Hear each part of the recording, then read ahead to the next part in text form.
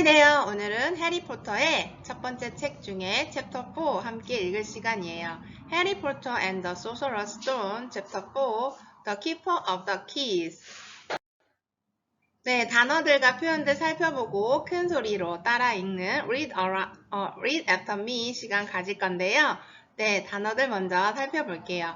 Freeze, 얼리다란 뜻이죠.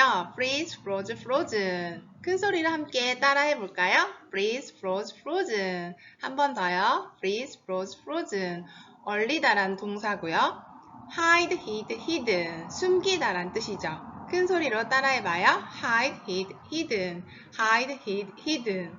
네, 이렇게 불규칙적으로 변하는 동사들은 나올 때마다 큰 소리로 따라 읽어보는 연습을 통해서 잘 기억할 수 있어요.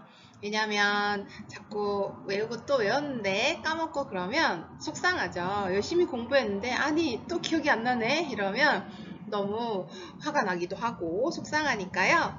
가장 좋은 방법은 나올 때마다 그냥 부담 없이 큰 소리로 따라 읽어보면 돼요. 아주 명랑하고 즐거운 목소리로 말이죠. Freeze, froze, frozen, hide, hid, hidden 이렇게 해요. At once, 즉시, 당장 이런 뜻이고요. prun이라는 건 말린 자두를 뜻해요. 그래서 prun이라는 그런 말린 자두 마트에 가면 팔기도 하는데요.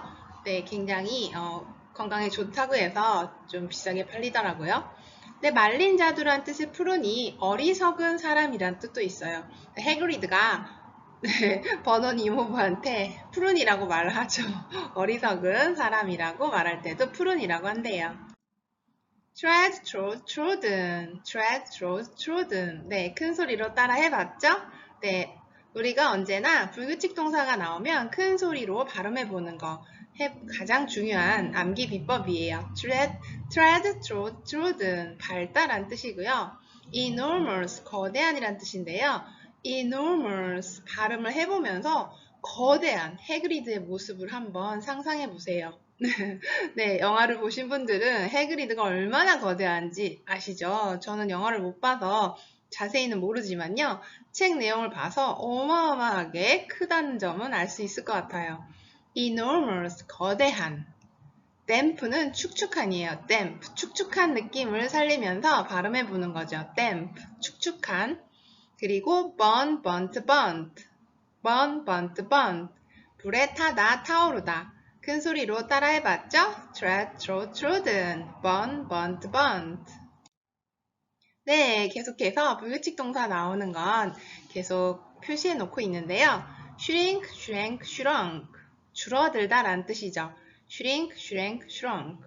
네, 해리가 새 옷을 얻지 못하고 항상 더들리가 입던 그런 옷만 물려 입는데 더들리가 덩치가 엄청 크기 때문에 그 큰 옷이 해리에게 항상 헐렁헐렁하죠. 그런데 어느 날은 더들리의 스웨터를 머릿속에 막 집어넣으려고 하는데 페투니아 이모가 계속 옷을 입히려고 하는데 점점 옷이 줄어드는 거예요. 마법처럼요. 그래서 결국 해리에게 새 옷을 사주는 그런 내용이 있는 것 같아요. 그때 shrink, shrank, shrunk가 나오죠. as if는 마치 뭐뭐인 것처럼 이란 뜻이에요. as if, 마치 뭐뭐인 것처럼. be about to는 막 뭐뭐 하려고 하다. 막 폭발하려고 하다. Hagrid looked as if he was about to explode 라는 문장이 있는데요. 해그리드는 어떻게 보였나요? look은 뭐뭐처럼 보이다죠. 해그리드가 뭐뭐처럼 보였는데요. as if, 마치 he was about to explode. 폭발할 것처럼 보인 거죠. 막 폭발할 것처럼.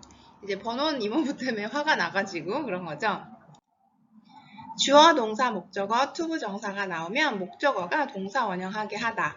주어, 동사, 목적어, from이 생략되기도 하고요. ing가 나오면 목적어가 ing를 못하게 하다 라는 부정의 느낌이라고 했었죠.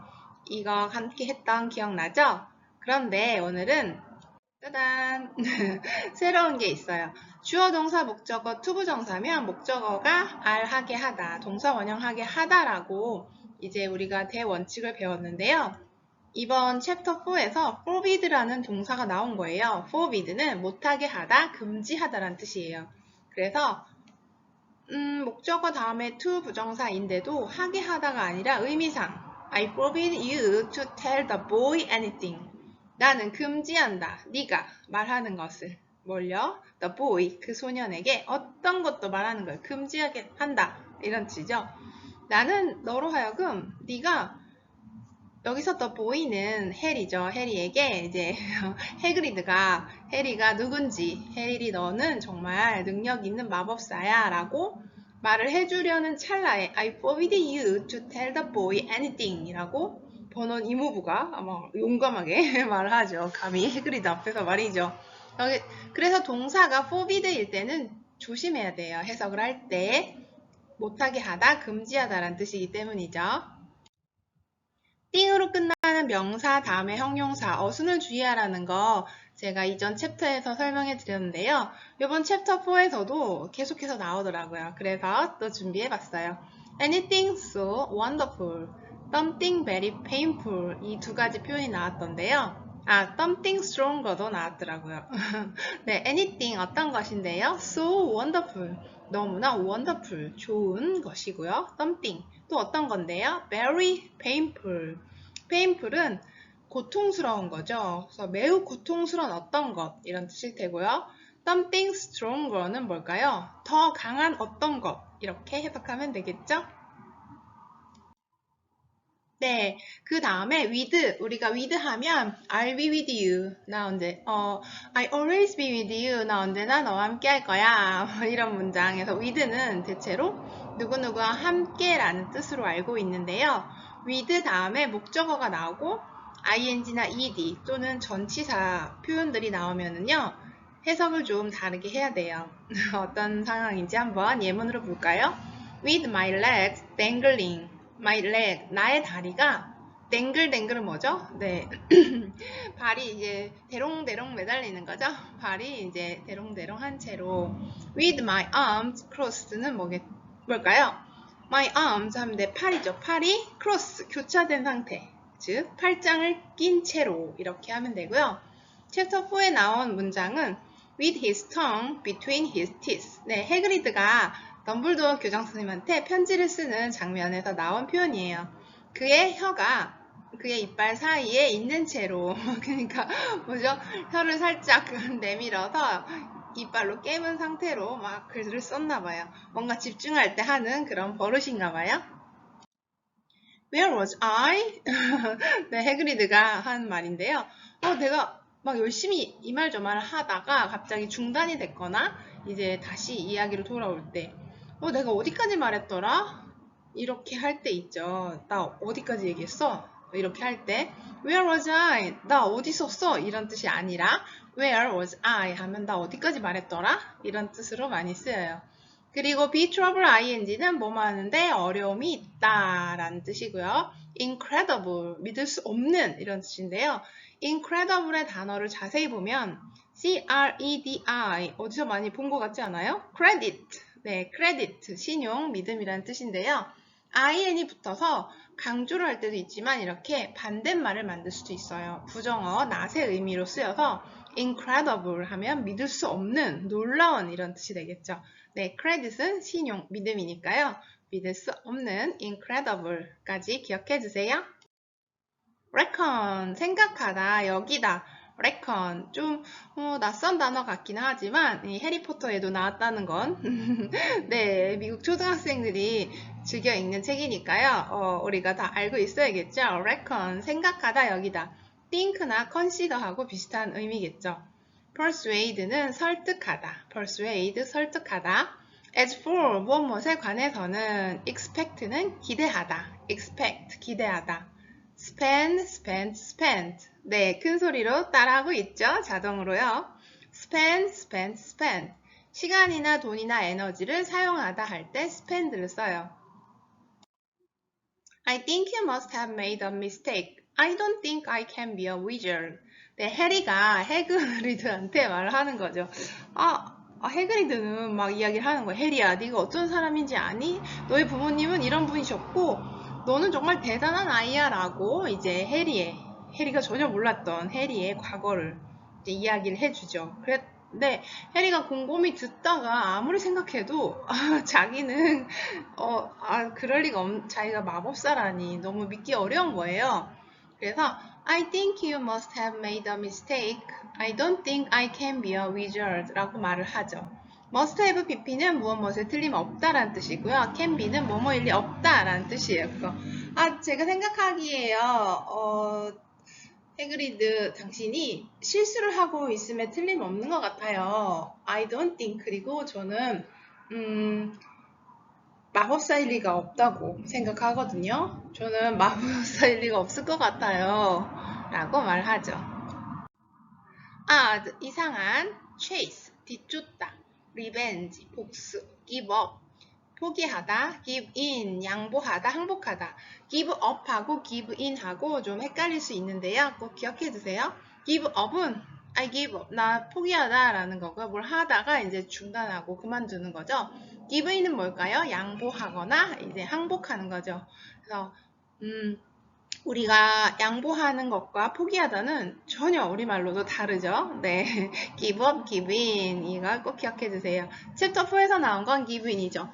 왜냐하면 버논 이모부가 이대로 아무런 싸움도 없이 아무런 저항도 없이 순순히 양보할 수는 없겠어 라고 하면서 마지막으로 또 해그리드한테 버럭하죠. 그러다가 엄청 충격적인 자신의 사랑한 더들리를 돼지로 만드는 마법에 걸리죠. 돼지로 완전 되는 건 아니고 더들리 엉덩이에 꼬리가 생겨요. 꼬불꼬불한 돼지꼬리가 생기는데요. 바지를 뚫고 돼지꼬리가 생기는 그런 마법이 해그리드에 의해서 마법 당하고 말죠. 네, give in, 양보하다, 항복하다라는 뜻 꼭 기억해 두세요. work의 뜻 세 가지. 네, work, 일하다라는 뜻이잖아요. 우리가 일하다, work 뜻 잘 알고 있는데요. 명사로 일이란 뜻이 있고 또 작품, 예술 작품 이런 뜻일 때도 있어요. It's my work. 이거 내 작품이야. 이렇게 말할 수 있겠죠. 그래서 일하다, 일 이것만 알고 있으면 가끔 해석하다가 네, 막힐 때가 있어요. 그럴 때는 작품, 예술 작품 이런 뜻으로 쓰였다는 것도 꼭 기억해 두세요. 네, turn A into B, A를 B로 바꾸다. turn A into B. 네, 물을 포도주로 바꾸다. 이런 성경책 내용도 있죠. turn A into B, A를 B로 바꾸는 거. 그리고 be supposed to는 무엇 하기로 되어 있다, 뭐뭐 할 예정이다 라는 뜻이죠. keen은 열망하는, 간절히 바라는 이런 뜻이죠. keen, 간절히 바라는. expel, 이것은 내쫓다라는 뜻이에요. 이 x가 out의 의미죠. 그래서 비상구도 exit, 이 x가 있는데요. out, 바깥으로 바깥으로 팽당했다 이렇게 외워도 좋을 것 같고요. expel, 내쫓다라는 뜻 꼭 기억해 주세요. 그리고 put on이 옷 입다죠. take off는 반대말 벗다죠. 해그리드가 자신의 코트를 take off 해가지고 우리 해리한테 잠자리를 만들어주죠. 왜냐면 버논 이모부가 페투니아 이모랑 버논 이모부가 두들리만 이제 그나마 괜찮은 잠자리를 주고 해리한테는 그냥 안 좋게 잠자는 곳도 마련해주지 않았었죠. 드론 던지다. 드론 네, 큰 소리로 따라해보고 있죠? 드론 네, 지금까지 단어와 표현들 살펴봤는데요. 네, 분량이 좀 있다 보니 숨가쁘게 달려왔네요. 네, 항상 제가 생각하는 것을 여러분과 나누기 위해서 문장을 써봤는데요. Worrying is to create what you don't want. Enjoying is to create what you want. 네, 가연정 작가의 생각이라고 해서 저의 생각을 영어로 한번 써봤어요. 우리가 이거 어떻게 해리포터 책이 이렇게 두껍고 권수도 많은데 다 읽을 수 있을까? 만약에 이런 걱정을 한다면, 워링을 한다면 어떨까요? 네, 원치 않는 일을 만드는 것이다. 걱정은 내가 원하지 않는 것을 만드는 것이다. 이걸 꼭 기억해 줬으면 좋겠어요. 그러면 우리가 걱정하는 대신에 뭘 하면 될까요? Enjoying, 즐기면 되겠죠. Enjoying is to create what you want. 너가 원하는 것을 만들어내는 것은 enjoying이다 라고 말해주고 싶었어요. 네, 그래서 우리 재미있는 해리포터를 끝까지 잘 읽어보기로 하고요. 너무 영어 시험 어려울 것 같아요. 고등학생이 되는데 너무 걱정이에요. 막 이런 친구들도 있더라고요. 하지만 그렇게 worrying 하지 말고 enjoying. 영어 공부를 즐겁고 재밌게 enjoying 하다 보면 네, 100점 만점을 받을 날이 오겠죠. 네, 그러니까 여러분 don't worry, 걱정하지 마세요. be happy 할 거니까요. 가연정 작가의 생각이었습니다. Chapter 4 The Keeper of the Keys. Boom! They knocked again. Dudley dropped a bag. Where's the cannon? He said stupidly. There was a crash behind them and Uncle Vernon came skidding into the room. He was holding a rifle in his hand. Now they knew what had been in the long, thin package he had brought with them. Who's there? He shouted. I warn you, I'm armed. There was a pause, then smash! The door was hit with such force that it swung clean off in its hinge and with a deafening crash landed flat on the floor. A giant of man was standing in the doorway. His face was almost completely hidden by a long shaggy mane of hair and a wild tangled beard, but you could make out his eyes glinting like black beetles under all the hair. The giant squeezed his way into the hut, stooping so that his head just brushed the ceiling. He bent down, picked up the door, and fitted it easily back into his frame. The noise of the storm outside dropped a little. He turned to look at them all. Don't make us a cup of tea, Kuja. It's not been an easy journey. He strode over the sofa where Dudley sat frozen with fear. Good job, yeah, great lump, said the stranger. Dudley squealed and ran to hide behind his mother, who was crouching terrified behind Uncle Vernon. Here's Harry, said the giant.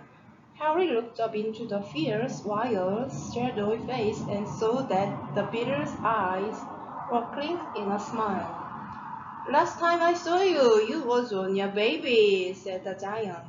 Yeah, look a lot like your dad, but you've got your mom's eyes. Uncle Vernon made a funny rasping noise. I demand that you leave at once, sir, he said. You are breaking and entering. Oh, shut up, Dudley, you great prune, said the giant. He reached over the back of the sofa, jerked the gun out of Uncle Vernon's hands, bent it into a knot as easily as if it had been made of rubber, and threw it into a corner of the room. Uncle Vernon made another funny noise, like a mouse being trodden on. Anyway, Harry, said the giant, turning his back on the Dudleys. A very happy birthday to ya. The summer for ya here. I meant to set on it at the same point, but it'll taste all right. From an inside pocket of his bag, his black overcoat, he pulled a slightly squashed box. Harry opened it with trembling fingers. Inside was a large sticky chocolate cake with "Happy Birthday, Harry" written on it in green icing. Harry looked up the giant. He meant to say thank you, but he words got lost on the way his mouth, and what he said instead was, "Who are you?" The giant chuckled. True, I haven't introduced myself. Rubeus Hagrid, keeper of keys and grounds and Hogwarts. He held out an enormous hand and shook Harry's whole arm. What about the tea then, eh? He said, rubbing his hands together. I'd not say no to something stronger if you've got it in mind. His eyes fell on the empty grate with the shriveled chip bags in it, and he snorted. He bent down over the fireplace. They couldn't see what he was doing, but when he drew back a second later, there was a roaring fire there. It filled the whole clam hut with flickering light, and Harry felt the warmth wash over him as though he sunk into a hot bath. The giant sat back down on the sofa, which sagged under his weight, and began taking all sorts of things out of the pocket of his coat. A copper kettle, a Scotch package of sausage, a poker, a teapot, several chipped marbles, and a bottle of some amber liquid that he took a swig from before starting to make tea. Soon the hut was full of the sound and smell of sizzling sausages. Nobody said a thing while the giant was working, but as he slid the first 6 fat juice like burnt sausages from the poker, Dudley fidgeted a little. Uncle Vernon said sharply, "Don't touch anything he gives you, Dudley." The giant chuckled darkly. "Your great pudding of a son don't need petting any more, Dudley. Don't worry." He passed the sausage to Harry, who was so hungry he had never tasted anything so wonderful. But he still couldn't take his eyes off the giant. Finally, as nobody seemed about to explain anything, he said, "I'm sorry, but I still don't really know who you are." The giant took a gulp of tea and wiped his mouth with the back of his hand. "Call me Hagrid," he said. "Everyone does.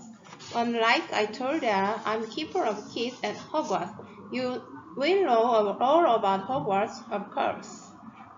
No," said Harry. Hagrid looked shocked. "Sorry?" Harry said quickly. "Sorry?" barked Hagrid, turning to stare at the Dursley, who shrank back into the shadows. "It's them as should be sorry. I knew you weren't getting your letters, but I never thought you wouldn't even know about Hogwarts. For crying out loud! Did you never wonder where your parents learned it all?" "All what?" asked Harry. "All what?" Hagrid thundered. "Now wait just a second." He had leapt to his feet. In his anger he seemed to fill the whole hut. The Dursleys were cowering against the wall. "Do you mean to tell me," he growled at the Dursley, "that this boy knows nothing about anything?" Harry thought this was going a bit far. He had been to school, after all, and his marks weren't bad. "I know something," he said. "I can, you know, do maths and stuff." But Hagrid simply waved his hand and said, "About our world. I mean your world, my world, your parents' world." "What world?" Hagrid looked as if he was about to explode. "Dudley!" he boomed. Uncle Vernon, who had gone very pale, whispered something that sounded like whimpering. Hagrid stared wild at Harry. "But you must know about your mom and dad," he said. "I mean, they are famous. You're famous." "What?" My mom and dad weren't famous, were they?" You don't know. Hagrid ran his finger through his hair, fixing Harry with a bewildered stare. "You don't know what you are," he said finally. Uncle Vernon suddenly found his voice. "Stop!" he commanded. "Stop right there, sir. I forbid you to tell the boy anything." A braver man than Vernon Dursley would have quailed under the furious look Hagrid now gave him. When Hagrid spoke, his every syllable trembled with rage. "You never told him? Never told him what was in the letter Dumbledore left for him?" "I was there. I saw Dumbledore leave it, Dursley." "And you kept it from him all these years?" "Kept what from me?" said eagerly. "Stop! I forbid you!" yelled Uncle Vernon in panic. Aunt Petunia gave a gasp of horror. "Oh, go boil your heads, both of ya," said Hagrid. "Harry, you are a wizard." There was silence inside the hut. Only the sea and the whistling wind could be heard. "I'm a what?" gasped Harry. "A wizard, of course," said Hagrid, sitting back down on the sofa, which groaned and sank even lower. Thumping good on, I say, once you've been trained a bit with a mom and dad like yours. What else you be? I reckon it's about time you read your letter." Harry stretched out his hand at least to take the yellowish envelope, addressed in emerald green to Mr. H. Potter, the floor, hot on the rock, the sea. He pulled out the letter and read.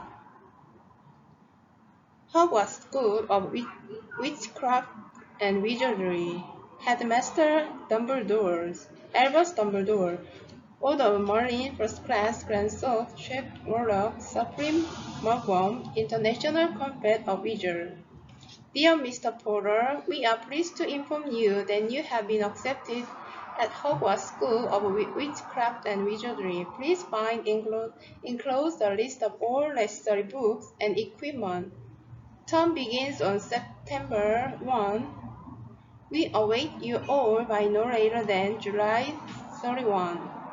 Yours sincerely, Minerva McGonagall, Deputy Headmistress. Question exploded inside Harry's head like fireworks, and he couldn't decide which to ask first. After a few minutes, he stammered, "What does it mean? They await my owl?" Gulping grunts. "That reminds me," said Hagrid, clapping a hand to his forehead with enough force to knock over a cart horse, and from yet another parked inside his overcoat he pulled an owl, a real live, rather ruffled-looking owl, a long quill and a roll of parchment. With his tongue between his teeth, he scribbled a note that Harry could read upside down. "Dear Professor Dumbledore, given Harry his letter, taking him to buy his things tomorrow. Weather's horrible. Hope you are well, Hagrid." Hagrid rolled up the note, gave it to the owl, which crammed it in brick, went to the door and threw the owl out into the storm. Then he came back and sat down as though this was as normal as talking on the telephone. Harry realized his mouth was open and closed it quickly. "Oh, where was I?" said Hagrid, but at that moment Uncle Vernon, still ashen-faced but looking very angry, moved into firelight. "He's not going," he said. Hagrid grunted. "I'd like to see a great muggle like you stop him," he said. "A what?" said Harry, interested. "A muggle," said Hagrid. "It's what we call non-magic folk like them, and it's your bad luck you grew up in a family of the biggest muggle I ever laid eyes on. We swore when he took him in we'd put a stop to the rubbish," said Uncle Vernon. "Swore we'd stamp it out of him? Wizard indeed." "You knew," said Harry. "You knew I'm a wizard?" "Knew!" shrieked Aunt Petunia suddenly. "Knew! Of course we knew! How could you not be my dread sister being what she was? Oh, she got a letter just like that and disappeared off to that school and came home every vacation with a pocket full of frog's bone, turning teacups into red. I was the only one who saw her for what she was, a freak. But for my mother and father, oh no, it was really this and really that. They were proud of having a witch in the family." She stopped to draw a deep breath and then went on. It seemed she had been wanting to say all this for years. "Then she met that Potter at school and they left and got married and had you. And of course I knew you just the same, just as strange, just as abnormal. And then, if you please, she went got herself blown up. We got blended with you." Harry had gone very white. As soon as he found his voice, he said, "Blown up? You told me they died in a car crash." "Car crash!" roared Hagrid, jumping up so angrily that the Dursleys scurried back to their corner. "How could a car crash kill Lily and James Potter? It's an outrage, a scandal. Harry Potter not knowing his own story when every kid in our world knows his name. But why? What happened?" Harry asked urgently. The anger faded from Hagrid's face. He looked suddenly anxious. "I never expected this," he said in a low, worried voice. "I had no idea. When Dumbledore told me there might be trouble getting hold of you, how much you didn't know. Oh, Harry, I don't know if I'm the right person to tell you, but something's gotta you can't go up to Hogwarts not knowing." He threw a dirty look at the Dursleys. Well, it's best you know as much as I can tell you. Mine, I can tell you everything. It's a great mystery part of it. He sat down, stared into the fire for a few seconds, and then said, "It begins, I suppose, with the person called, but it's incredible you don't know his name. Everyone in our world knows." "Who?"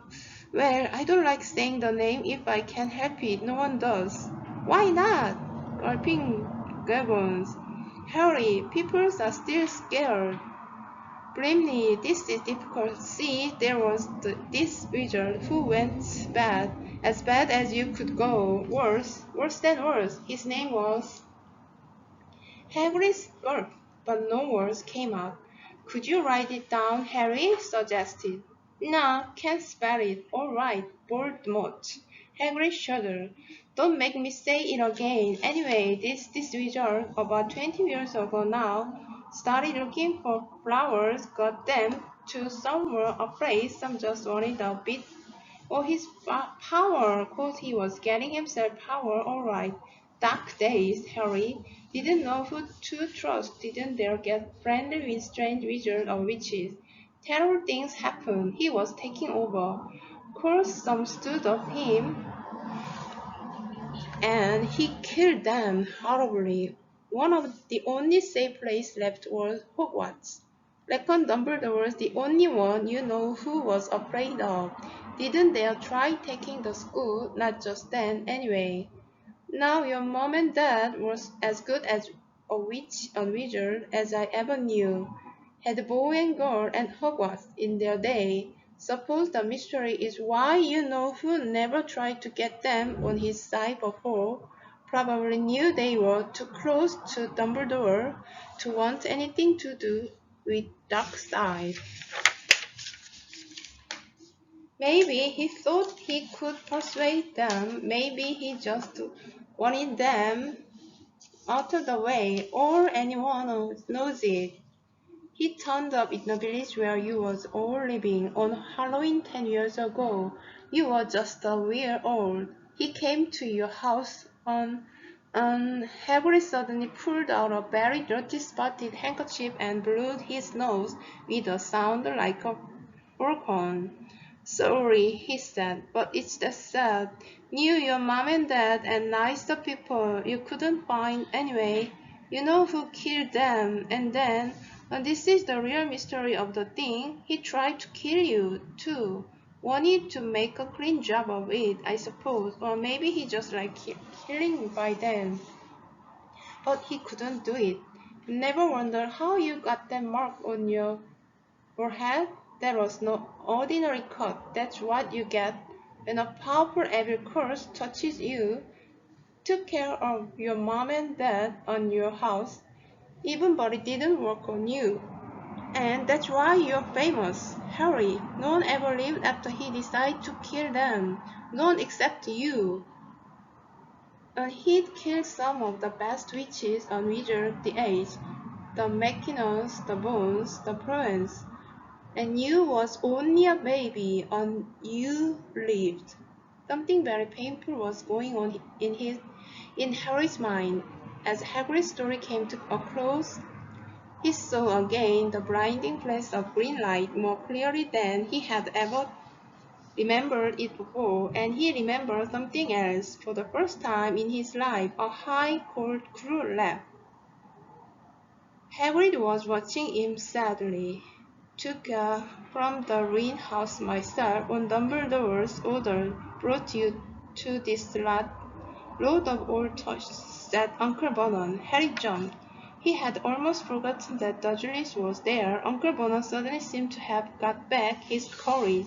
He was glaring at Hagrid, and his fists were clenched. "Now you listen here, boy," he snarled. "I accept there's something strange about you. Probably nothing a good beating wouldn't have cured. And as for all this about your parents, well, they were weirdos, no denying it, and the world's better off without them in my opinion. Ask for all they got. Getting mixed up with these wizarding types, just what I expected. Always knew they'd come to a sticky end. But at the moment, Hagrid left from the sofa and drew a battered pink umbrella from inside his coat. Pointing this at Uncle Vernon like a sword, he said, "I'm warning you, Dudley. I'm warning you. One more word." In danger of being speared on the end of the umbrella by a bearded giant, Uncle Vernon's courage failed again. He flattened himself against the wall and fell silent. "That's better," said Hagrid, breathing heavily and sitting back down on the sofa, which this time sagged right down to the floor. Harry, meanwhile, still had questions to ask, hundreds of them. "But what happened to Bull? Sorry, I mean, you know who?" "Good question, Harry. Disappeared, vanished. Same night he tried to kill you. Makes you even more famous. That's the biggest mystery. See, he was getting more and more popular. Why'd he go? Some say he died. Coulsworth, in my opinion, don't know if he had enough human left him to die. Some say he's still out there, biding his time like, but I don't believe it. People who was on his side came back to ours. Some of them came after kinder trances. Don't reckon they could done if he was coming back. Most of us reckon he's still out there somewhere but lost his power. Too weak to carry on. 'Cause something about you finished him, Harry. There was something going on that night he hadn't counted on. I don't know what it was. No one does. But something about you stumped him all right. Hagrid looked at Harry with warmth and respect blazing in his eyes. But Harry, instead of feeling pleased and proud, felt quite sure there had been a horrible mistake. A wizard? Him? How could he possibly be? He spent his life being clouted by Dudley and bullied by Aunt Petunia and Uncle Vernon. If he was really a wizard, why hadn't they been turned into warty trolls every time they tried to lock him in his cupboard? If he'd once defeated the greatest sorcerers in the world, how come Dudley had always been able to kick him around like a football? "Hagrid," he said quietly, "I think you must have made a mistake. I don't think I can be a wizard." To his surprise, Hagrid chuckled. "Not a wizard, Never made things happen when you were scared or angry?" Harry looked into the fire. Now he came to think about it. Every odd thing that had ever made his aunt and uncle furious with him had happened when Harry, had been upset or angry. Chased by the Dudley gang, he had somehow found himself out of their reach, dreading going to school with that ridiculous haircut. He'd managed to make it grow back, and very last time Dudley had hit him, hadn't he got his revenge? Without even realizing he was doing it, hadn't he set a boa constrictor on him? Harry looked back at Hagrid, smiling, and saw that Hagrid was positive, beaming at him. "See?" said Hagrid. "Harry Potter, not a wizard. You wait. You will be right famous at Hogwarts." But Uncle Vernon wasn't going to give in without a fight. "Haven't I told you he's not going?" he hissed. "He's going to Stoner High, and he will be grateful for it. I've read those letters, and he needs all sorts of rubbish, spell books and ones, and if he wants to go, a great mugger like you won't stop him," growled Hagrid. "Stop Lily and James Potter's son going to Hogwarts? You're mad. His name's been down ever since he was born. He's off to the finest school of witchcraft and wizardry in the world. 7 years there, and he won't know himself. He'll be with youngsters of his own sort for a change, and he will under the greatest headmaster Hogwarts ever had, Albus Dumbledore. I'm not paying for some crackpot old fool to teach him magic trick," yelled Uncle Vernon. But he had finally gone too far. Hagrid seized his umbrella and whirled it over his head. "Never!" he thundered. "Insert Albus Dumbledore in front of me!" He brought the umbrella swings down through the air to point at Dudley. There was a flash of violet light, a sound like a firecracker, a sharp squeal, and the next second Dudley was dancing on the spot with his hands clasped over his fat bottom.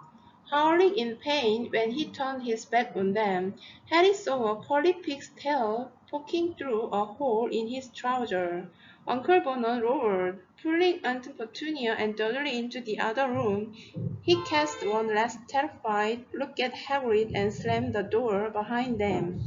Hagrid looked down at his umbrella and stroked his beard. "Shouldn't have lost me temper," he said roughly. "But it didn't work anyway. Wind should turn him into a pig, but I suppose he was so much like a pig anyway, there wasn't much left to do." He cast a sideways look at Harry under his bushy eyebrows. "Be grateful if you didn't mention that to anyone at Hogwarts," he said. "I'm not supposed to do magic, strictly speaking. I was allowed to do a bit to follow you and get your letter to you and stuff. One of the reasons I was so keen to take on the job." "Why aren't you supposed to do magic?" asked Harry. "Oh, well, I was at Hogwarts myself, but I've got expelled. To tell ya the truth, in mid-year they snapped me when in half on everything, but Dumbledore let me stay on as gamekeeper. Great man, Dumbledore. Why were you expelled?" "It's getting late and we've got lots to do tomorrow," said Hagrid loudly. "Gotta get to town, get all your books," and then he took off his thick black coat and threw it to Harry. "You can keep under that," he said. "Don't mind if it wiggled a bit. I think I still got a couple of dormice in one of the pockets." 우와, 정말 해리가 마법사였다는 사실을 알고 정말 깜짝 놀랐죠. 그리고 마지막 장면은 해그리드가 내일 아침에 마을에 가서 사야 될 것들이 많으니까, 왜냐면 입학 준비물을 사야 되죠. 교재도 사야 되고, 네, 그러니까 일찍 자렴 해리라고 하면서 해리에게 해그리드의 그 거대한 외투를 벗어주죠. 그리고 마지막 문장에서 위글이라는 문장이 나오는데요. 단어가 나오는데요. 주머니 속에 있는 작은 쥐들이, 두 마리의 쥐들이 움직이는 거 느끼더라도 놀라지 말라고 말하는 부분이 너무 재밌었어요. 네, 챕터 4 정말 해리의 그 정체를 알게 되는, 내가 누구인지를 알게 되는 엄청 충격적인 그런 내용이었는데요. 챕터 5도 정말 기대되네요. 빨리 읽고 싶어지죠? Thank you for listening. Catch you later. 챕터 5에서 또 만나요. 바이바이.